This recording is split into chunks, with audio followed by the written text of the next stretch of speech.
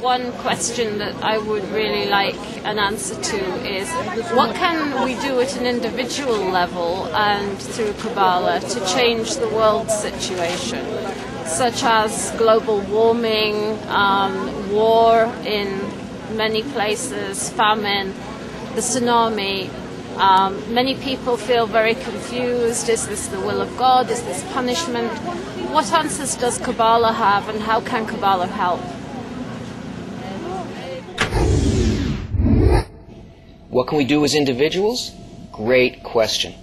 Because there are no physical, political, scientific, or humanitarian actions that can change this situation if we don't change it individually first.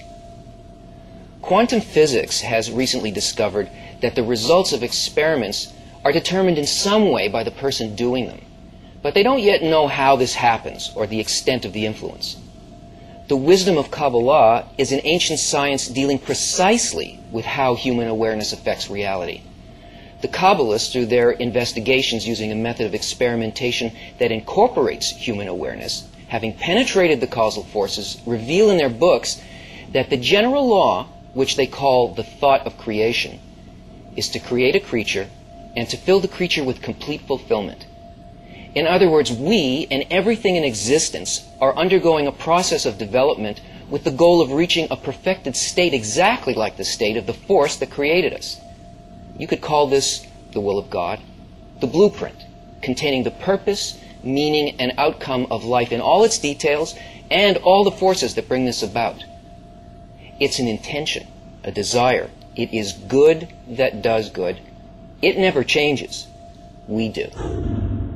All the disasters and the wars that we're now experiencing are just the measure of the difference between the quality of our individual and collective intention and the quality of intention behind this law governing nature called light. The inner life of humanity is the determining factor for how nature treats us. So how can that be? The inanimate, vegetative, and animal levels of existence are actually parts of us.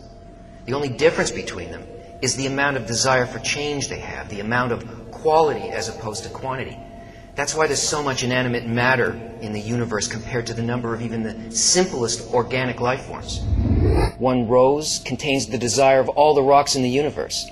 One fly contains the desire of all the plants on earth. And one person contains and eclipses the desire of the entire system below them.